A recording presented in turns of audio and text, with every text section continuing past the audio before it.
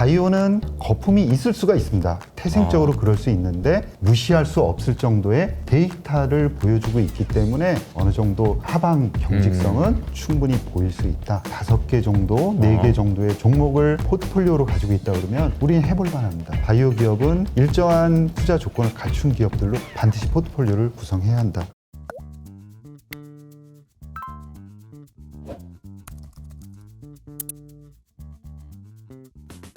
안녕하세요, 이호석입니다. 오늘은 이혜진 대표님 모셨습니다. 안녕하세요. 네, 안녕하십니까. 대표님 오랜만에 출연해 주셨는데 네. 또 그동안 책을 쓰시느라고 네.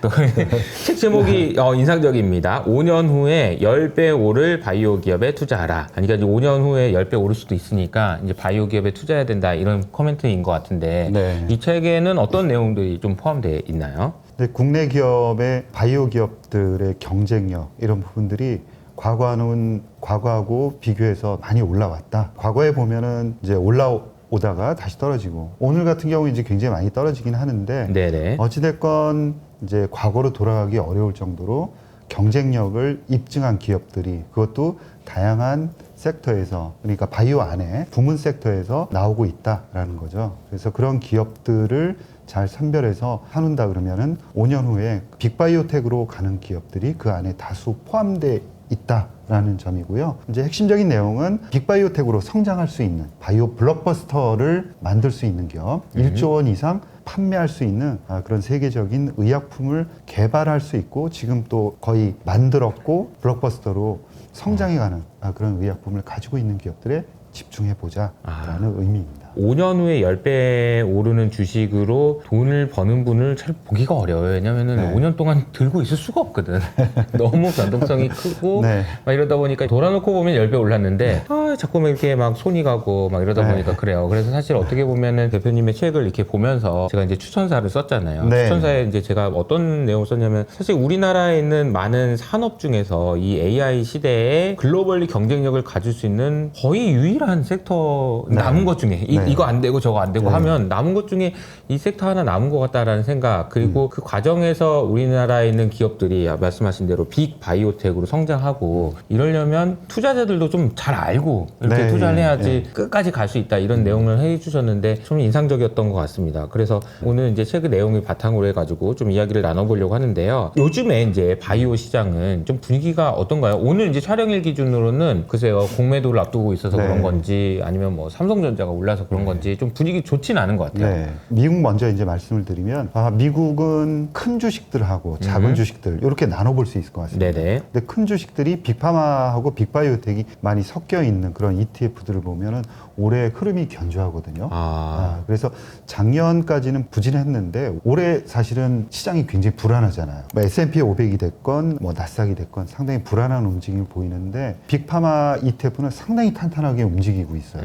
그래서 수익률이 가장 좋다라는 거고 작은 주식들로 이루어진 XBI 뭐 이런 그 ETF들은 성과가 나스닥 정도 약간 더 좋은 정도 나스닥이 있어요. 그래서 그냥 시장 흐름 정도를 쫓아가고 있다라고 봐야 할 것 같습니다. 빅파마는 좀 그래도 견조한 흐름을 보여주고 네. 있다. 국내를 보면은 사실 오늘 전까지는 탄탄하다 이렇게 말씀을 드릴 수가 있었는데 네네. 오늘 굉장히 크게 떨어졌어요. 맞아요. 무슨 일이 있는가? 무슨 일이 앞으로 있을 거 아닌가? 이런 생각이 들 정도로 급락을 했습니다. 네. 그래서 조금 더 저도 이제 오다가 시장을 봤는데 좀 찾아보긴 해야 할 것 같은데 제 생각에는 자 이렇게 떨어지기 시작을 해서 과거로 과연 돌아갈 수 있을까? 제 생각에는 그렇지 않다라는 거죠. 어느 정도 단계가 올라왔기 때문에 중학교를 졸업하고 고등학교로 왔는데 다시 중학교로 갈 수는 없다. 우리나라 바이오도 어느 정도 단계로 올라온 그런 기업들이 있다는 거죠. 그래서 그런 기업들의 주가에 대해서는 조금 더 관심 있게 봐야 하지 않을까라고 생각을 합니다. 오늘 시장에 보면은 전반적으로 이제 투심이 좀 많이 약하구나 이런 생각이 들어요. 이제 뭐 다음 주 월말 월초에 이제 공매도 재개. 네. 이제 공매도가 시작된다. 그러면 일단 먼저 떠오르는 게 비싼 거 이러니까 이제 바이오 이렇게 네. 생각이 네. 들잖아요. 네. 과거엔 그랬어요. 네. 근데 이번에도 그럴까요?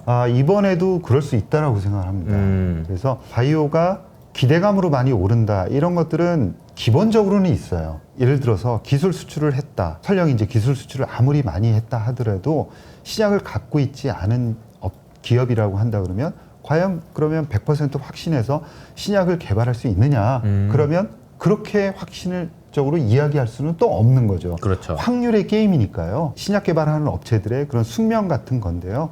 그러나 많은 기술적인 그런 검증 이런 것들, 그 다음에 과거 임상 초기 단계에서 보여줬던 그런 데이터들, 이런 데이터들에 의해서 확률적으로 많이 올라왔다는 거죠. 그래서 이 바이오는 안 돼. 그리고 무너뜨리려고 하더라도 그 확률이 또 버팁니다. 그래서 확률이 어떻게 보면은 양날의 검처럼 움직이고 있는 거죠. 그래서 바이오는 거품이 있을 수가 있습니다. 태생적으로 그럴 수 있는데 무시할 수 없을 정도의 데이터를 보여주고 있기 때문에 어느 정도 하방 경직성은 충분히 보일 수 있다라고 생각을 합니다. 신약을 개발한다든지 네. 이벤트를 앞두고 있는 회사들 같은 경우에는 안 되면 그냥 이렇게 되고 되면 대박 맞습니다. 이렇게 되니까 이게 마치 복권처럼 안 되면 꽝인데 되면 이제 대박이 이런 느낌이잖아요. 대박에 맞출 수도 없고 빵원에 맞출 수도 없으니 네, 네. 그 중간 어딘가에 이제 확률적으로 네. 가격이 형성돼야 될 텐데 이게 참 이제 가치를 평가하기 어렵죠. 그래서 포트폴리오를 할 수밖에 없습니다. 그래서 한 기업으로 본다 그러면은 그 기업을 100% 가지고 있다 그러면은 확률은 높겠지만 그쵸. 예를 들어서 70% 확률을 어느 기업이 가지고 있다. 굉장히 높거든요. 그렇죠. 그런데 만약에 30% 확률로 들어간다 그러면은 우리는 모든 돈을 다 잃는 거죠. 그런데 예를 들어서 5개 정도, 4개 정도의 종목을 포트폴리오로 가지고 있다 그러면 우리는 해볼 만합니다. 이 종목들이 다 실패할 확률은 굉장히 떨어지게 되니까요. 그래서 바이오 기업은 일정한 투자 조건을 갖춘 기업들로 반드시 포트폴리오를 구성해야 한다라고 생각합니다. 포트폴리오의 중요성이 또 여기서 이제 부각이 되네요. 공매도를 앞두고 바이오 이제 투자하시는 분들 고민되실 텐데 참고해 보시면 좋을 것 같다는 생각이 듭니다. 책에 보면 빅 바이오텍이라는 얘기가 나오고 이제 블록버스터라는 얘기가 나오는데 블록버스터 약물 그럼 이게 어느 정도 돼야 이게 블록버스터 이렇게 얘기할 수 있는 거예요? 네. 블록버스터 그럼 저도 이제 찾아봤는데 뭐 폭탄 이름에서 시작을 했고 대박이 나는 영화 네. 그런 의미를 가지고 있다라고 얘기를 합니다. 그래서 바이오 쪽에서 블록버스터다 그러면은 국내에서는 아직까지 1조 원 그리고 미국에서는 나스닥에서는 10억 달러 이렇게 돼 있죠. 근데 환율 때문에 약간 차이는 있는데 1조 원 매출이 네. 나올 수 있는 네. 연간이요? 네, 그렇습니다. 연간입니다. 그러니까 10억 달러면은 연구 개발을 활발하게 하는 미국의 회사들은 계략적으로 1조 원이 조금 넘어가는 돈들을 많이 써요. 그럼 어마어마한 파이프라인들을 연구 개발하거든요. 돈을 1조를 쓴다는 게 진짜 대단한 것 같아요. 네, 네. 네, 그래서 1조 원이 조금 넘어가게 되면 계략적으로 흑자가 나게 됩니다. 네, 이게 아주 기준이에요. 그래서 우리는 1조 5조 원 정도 매출을 해 그러면 대부분 흑자로 넘어갑니다.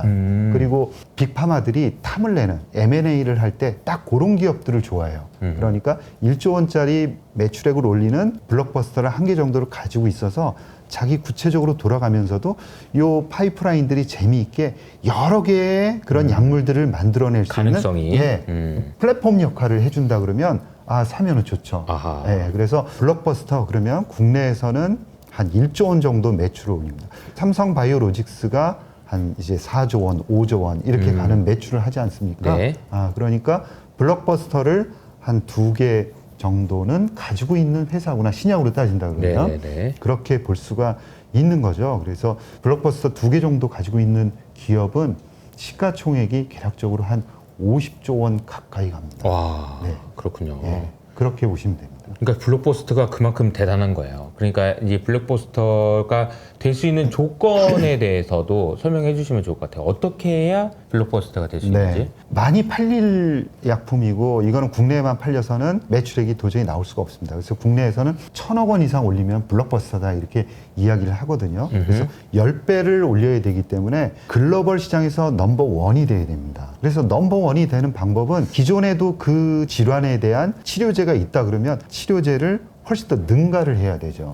네, 그래야 되기 때문에 치료 효과도 좋고 부작용도 좋은 이 2가지 요건을 맞춘다 그러면 블록버스터가 될 수 있다. 두 번째, 그러니까 이제 그게 원래 쓰던 약이 있는데 네. 굳이 바꿀 이유가 없으면 안 바꾸겠죠. 그렇죠. 그리고 익숙하고 네. 나 이 정도면 돼 하는 건데 치료제들 중에는 부작용이 상당히 심하거나 치료 효과가 조금 미진한 경우가 굉장히 많고 내성도 생기지 않습니까? 네. 그래서 치료하다가 또 내성이 생기면은 기존 치료제가 전혀 듣지도 않는 경우가 있죠. 그래서 언맷 니즈가 미충족 수요가 대단히 큽니다. 그리고 기존의 치료제가 아예 없는 분야가 있어요. 그래서 그 분야에서 남들이 열심히 노력을 했지만 치료제로 만들지 못한 그 분야에서 치료제를 만들었다. 이거는 대박일 가능성이 큽니다. 그래서 치료제가 대박이다 이런 뭐 표현을 쓰기는 좀 그렇지만 네. 어찌됐건 남들이 공략하지 못한 곳에서 아주 좋은 성과를 냈다. 그러면은 블록버스터의 가능성이 매우 크다.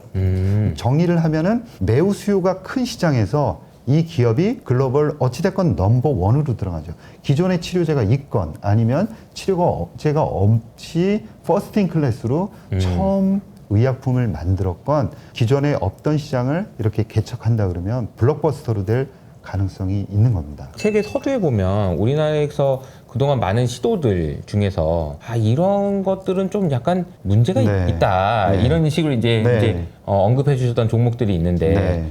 그 종목을 이제 소개해 주시는 대목에서 이제 읽다 보면 참 이게 지금 그 소설책에 있는 것처럼 너무 재밌더라고요. 야 이런 일이 있었구나 네. 이러면서 이제 그 내용을 이제 소개해 주신 이유가 있을 것 같아요. 이제 도전이라는 거는 엄청 좋은 거죠. 그래서 우리도 신약을 만들 거야 라고 도전하는 거 굉장히 좋습니다. 그렇죠. 전 세계 1등 하겠다는 거니까. 네. 그리고 그런 쪽에는 자금을 써야죠. 그리고 해외에서 다 해놨던 거를 그냥 흉내내고 조금 개량하는 걸로는 이제는 도저히 어차피 안 되는 안 거죠. 되는 거잖아요. 비슷한 기술은 우리 거야라고 해서 특허에 걸릴 가능성도 굉장히 많기 때문에 그래서 아주 획기적인 분야에 도전한다는 것은 매우 중요하다고 생각합니다. 그러나 네. 가능성이 너무 낮은 것을 굉장히 가능성이 높다라고 이야기하면서 도전하는 거 이해하기 어려운 분야인데도 불구하고 투자자들로 하여금 우리는 확률이 높고 우리는 될 가능성이 높아라고 주장을 하지만 실질적으로 까보면은 굉장히 그 전에 나왔던 데이터들을 보면은 형편없다는 거죠. 그러니까 있는 그대로를 가지고 가야 되는데 과거에 성적이 좋지 못했던 그런 데이터를 성적이 좋다라고 이야기를 한 거죠. 그거를 중간에서 교정하는 역할을 누군가 했어야 되는데 그 교정 자체도 없었던 겁니다. 그러니까 투자자와 기업만이 있었고 정보의 그런 비대칭이 너무 심했던 거죠.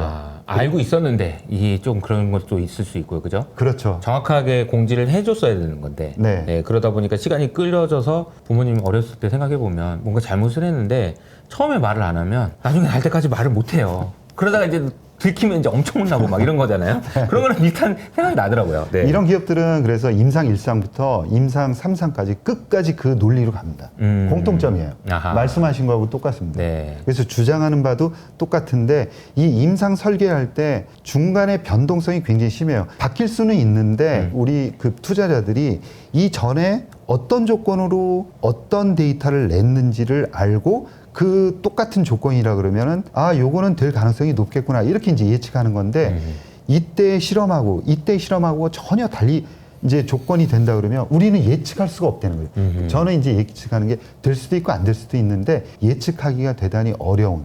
그래서 임상 1상, 2상, 3상이 전부 다 임상 프로토콜이 바뀌어가기 때문에 그 자체도 또 어려웠다는 거죠. 그래서 성과도 별로 안 좋고 그러니까 임상에서는 임상 2상 데이터가 아주 중요한데 이걸 POC라 그래서 약물이 될 가능성을 검증하는 단계입니다. 그런데 이 POC 임상 2상에서 검증을 충분히 하지 못한 단계에서 임상 3상으로 넘어갔다는 거죠.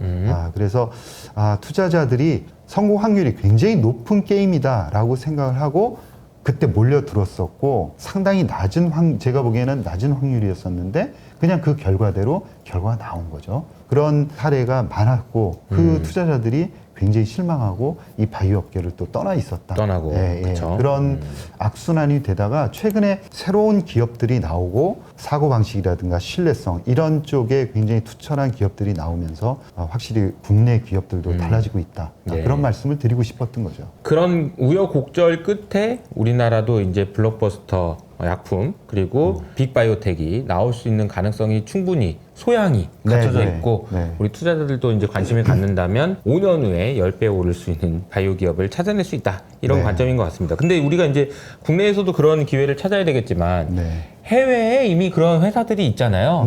그래서 저희 소개되어 있는 내용들 중에서 버텍스? 이 회사 좀 신기하더라고요. 되게 재밌는 회사고요. 2022년부터 이 기업을 소개했던 것 같습니다. 굉장히 재미있는 회사고, 야, 이 회사는 어느 순간에 어떤 기업이 다 무너지더라도 이 기업은 살아남아 있을 가능성이 대단히 높다라고 생각을 했어요. 아, 왜요? 장기적으로 생존하는 게 대단히 중요한데, 그렇게 보는 이유는 남들이 하지 않는 것만 도전을 합니다. 그 다음에 남들이 하지 않기 때문에 성공할 확률이 굉장히 떨어질 수밖에 없지 않습니까? 그런데 그런 것들로 포트폴리오를 해요. 파이프라인 포트폴리오를 합니다. 그리고 성공할 때까지 물고 늘어져서 결국은 성공을 해내는 그런 가능성이 많은 업체고요. 이 기업이 중요하게 생각하는 건 기전입니다. 격리 기전인데 우리 몸이 어떤 이유로 아픈지에 대해서 명확하게 나와 있는 경우 그런 격리 기전이 명확할 때 도전을 합니다. 어떤 기업들은 이 산이 맞는 산인가, 저 산이 맞는 산인가가 명확하지 않은 상황에서 자기 기술만 가지고 그냥 그쪽 산으로 가는 경우가 있거든요. 그런데 그런 경우에는 성공할 가능성이 굉장히 떨어진다는 걸 이 회사는 몸소 체험을 했어요. 경험을 한 거죠. 그래서 네. 무엇이 원인으로 사람 몸이 이런 병이 생기는지를 명확하게 모르고 신약 개발을 시작할 때는 실패할 가능성이 매우 높구나 하는 걸 안 거죠. 두 가지입니다. 하나는 병리 기전이 명확하면서 남들이 개발하기 굉장히 어렵다고 생각하는 분야를 골라서 집중적으로 이제 연구 개발을 하게 됩니다. 근데 이게 보니까 그 CEO도 그렇고요. 네. 출신 자체가 이제 특이하시고. 괜찮습니다. 빅파마에 있다가 나 혼자 해야 될 것 같은데 그러면서 나왔고 굉장히 기술적으로도 우위가 있는 분들이신 것 네, 같아요. 그죠? 네. 그 버텍스, 이 회사에서 주목해봐야 되는 파이프라인이 있다면 어떤 게 있을까요? 전부 다 독특한 그리고 남들이 하지 않는 분야다라고 보시면 될 것 같고요. 100억 달러, 그러니까 국내 원화로 환산하면 한 14조 원 정도 될까요? 한 개의 의약품으로 14조 원의 매출액을 올리는 여러 개의 의약품인데 트리카프타라는 의약품입니다. 그래서 낭성섬유증이라는 질환이 있는데요. 네네. 이 폐에 생기는 질환입니다. 세포에서 염소이온이 나오지 못하고 그러다 보니까 물도 같이 딸려 나오지 못하니까 바깥이 끈적끈적해져요. 그러면서 감염에 걸리기 되게 쉽습니다.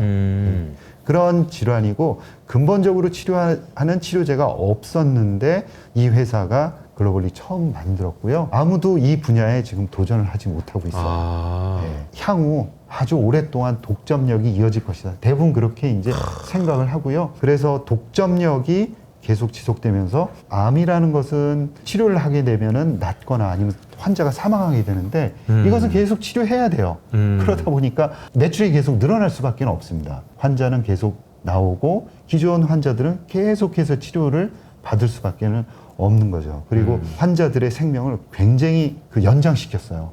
약값은 굉장히 비싼데 기여를 많이 한 회사다. 최근에는 또 비마약성 진통제. 기존에 나와 있는 진통제들은 전부 다 마약성입니다. 중독성이 있는데 비마약성 진통제를 이제 승인을 받았습니다. 저나벡스라는 진통제를 받았고 유명해진 게 또 카스캡이라는 유전자 편집 치료제를 글로벌리 처음으로 승인을 받았죠. 크리스퍼 테라피틱스라는 회사하고 같이 개발을 해서 겸상적혈구라는 유전자의 변형이 있는 치료제를 개발을 했습니다. 그래서 이 회사가 그 만든 치료제들을 보면은 전부 다 독특하고 남들이 하지 않는, 그리고 전부 다 퍼스트 인 클래스입니다. 네, 그래서 감히 그 후에 다른 회사들이 도전하기 전부 다 어려운 치료제들이다라고 보시면 될 것 같습니다. 말만 들어봐도 아우라가 느껴지는 그런 느낌입니다. 기존에 이제 빅파마들이 뭐 특허 만료, 그동안 장사 잘했던 것 같아요. 네, 특허 만료 때문에 고민하고 있는데 이 회사는 그냥 아주 신생 기업이어가지고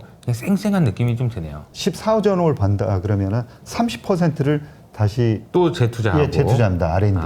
네. 우리나라에 있는 기업 중에서 최근에 상장한 오름 테라피틱스라는 회사가 있는데 이 회사가 버텍스의 기술 이전을 했다고 하더라고요. 네. 그거 좀 기대해봐도 되는 건가요? 어떤 조금 내용인가요? 전에 말씀드린 유전자 편집 치료제입니다. SCD라는 환자의 적혈구가 그 남 모양으로 찌그러져서 만들어져 나오기 때문에 산소의 공급이 잘 안 되거든요. 그래서 원래 원반 형태로 만들어줘야 되는데 그러기 위해서는 유전자 편집을 하게 됩니다. 아. 그래서 유전자 편집을 할 때 환자의 몸 안에 있는 조혈모 세포를 끄집어내서 유전자 편집을 하죠. 네. 그렇게 되면 이 조혈모 세포는 정상적인 적혈구를 만들어내게 됩니다. 네네. 그러면 그거를 일단은 바깥에서 가지고 있는 거죠. 음흠. 그리고 나서는 우리 몸속 안에 있는 조혈모 세포는 일단 다 죽여야 됩니다.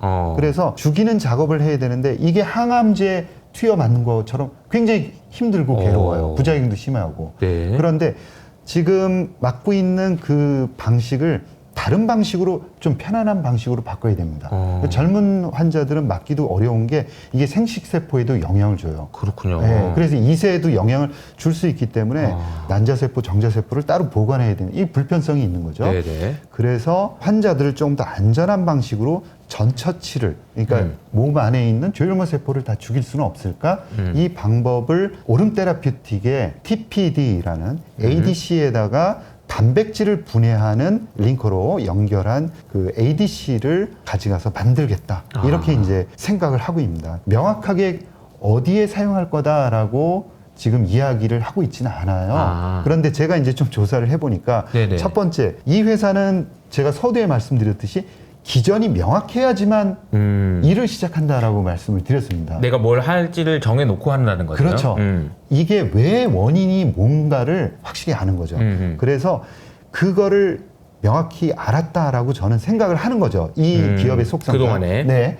그리고 나서 오름 테라퓨틱의 이 기술이 그거를 해결해 줄 수 있는 열쇠가 된다라는 거죠. 그래서 상상을 해보면 어떠냐면 우리 몸속에 있는 조혈모 세포만 다 죽여야 됩니다. 네. 다른 세포는 죽이지 말고. 그래서 조혈모 세포에 발현되어 있는 단백질인 CD117, 117을 CD117을 타겟하는 ADC를 개발할 가능성이 높다라는 거죠. 그 단백질은 조혈모 세포에게 많이 발현이 되어 있습니다. 물론 이제 다른 세포에도 조금 발현이 되어 있는데 오름 테라퓨틱의 기술은 뭐냐면 조혈모 세포 안쪽으로 들어가서 그 조혈모 세포 특이적인 역할을 하는 그런 세포를 분해시키는 역할을 합니다. 이 단백질이 뭘지는 아직 밝혀지지는 않은 거죠. 그런데 아무래도 조혈모 세포에서만 활발하게 작용하는 그런 단백질일 가능성이 높다까지만 제가 추측을 해보겠습니다. 이번에 상장한 회사인데도 상당히 기술력이 있나 보네요. 그죠? 네. 이 회사 이제 가져가서 썼다는 얘기는. 네, 그 전에는 BMS, 빅파마 BMS에도 기술 수출을 한 경험이 있습니다. 아, 그렇군요. 한번 좀 봐야 되겠는데, 상장한 지 얼마 안 돼서 네. 변동성 큽니다. 주가의 변동성이. 왜냐면 이제 상장을 했다라는 거는 주인이 바뀌는 과정이니까 네. 사고 팔고 이게 많아가지고 변동성이 큰데 좀 뭐 장기적으로 보면 기대해 볼 만한 회사이긴 하겠네요. 네, 그 다음에 BMS 쪽에 기술 수출했던 똑같은 플랫폼인 오름 5029 그 플랫폼에서 그 임상 1상 단계에서 환자의 중대한 부작용이 한 명에서 나타났어요. 그래서 임상을 진행하고 있긴 하는데 추가적인 환자 모집을 못하고 있는 상황입니다. 그래서 그 원인에 대해서 지금 조사를 하고 있는 상황이라 이 결과가 어떻게 이제 나오는지가 또. 나오느냐에 따라서 주가에 큰 영향을 미칠 가능성이 높습니다. 그리고 버텍스 말고 해외에서 이제 그 소개해 주신 기업 중에서 아제넥스라는 네. 회사도 있었어요. 네. 아제넥스. 이 회사는 어떤 회사예요? 아제넥스도 작년에 이어서 계속 주가가 꾸준하게 올라오고 있는 기업 중에 하나입니다. 그래서 자가면역 치료제를 개발하는 회사입니다. 그래서 자가면역 뭐냐면 우리 몸속에서는 외부의 물질이 들어오면 방어하고 우리 몸속에 있는 암세포가 나타나면 암세포를 죽이기 위해서 B세포가 항체라는 걸 만들어내요. 그러면 네. 아주 다양한 종류의 항체들이 외부에서 들어온 적들을 다 물리쳐야 되는데 외부의 적을 물리쳐야 되는 이 항체들이 우리 몸을 공격하는 겁니다. 아하. 오히려 다양한 곳에 다양한 병들이 굉장히 수많은 병들이 이 자가 면역 질환으로 생기게 됩니다. 그래서 이 자가 면역 질환을 치료하기 위한 작은 또 다른 항체 조각. 이 항체 조각은 라마라는 낙타류 동물에서 가져온 라마의 항체 조각입니다. 그래서 라마가 인간보다 굉장히 많은 항체를 가지고 있다 그래요. 그렇군요. 그래서 이 항체를 가지고 와서 인간화해서 치료제로 사용을 하고 있는 거죠. 기존에도 치료제를 3개 받은 경험이 있습니다. 3개 그 적응증에 대해서 받은 경험이 있고요. 매출도 올리고 있는 상황이고요. 말씀드린 대로 빅파마로 이제 올라선 회사입니다. 우리나라에도 비슷한 회사가 있습니다. 네네. 똑같은 한올 바이오파마 회사가 있죠. 그래서 이 회사는 미국에 있는 이뮤노반트라는 회사에게 물질을 이전을 했습니다. 물질을 2개를 이전했는데 하나는 바토클리맙이라는 물질을 이전을 했고요. 네네. 두 번째는 조금 더 개선된 물질인 IMVT1402라는 물질을 기술 수출했습니다. 바토클리맙을 조금 더 개선한 물질이 140이다 이렇게 생각을 하시면 되고요. 이제 시간이 없어서 자세히는 말씀을 드릴 수 없는데 FcRn이라는 자가항체가 우리 몸속에서 신경에서 근육으로 전달되는 신호 물질을 중간에 자꾸 차단을 하는 거예요. 이 자가항체들이. 네. 그래서 병을 일으키는데 이게 분해되고 녹으면 괜찮은데 이게 계속해서 살아서 속을 썩이거든요.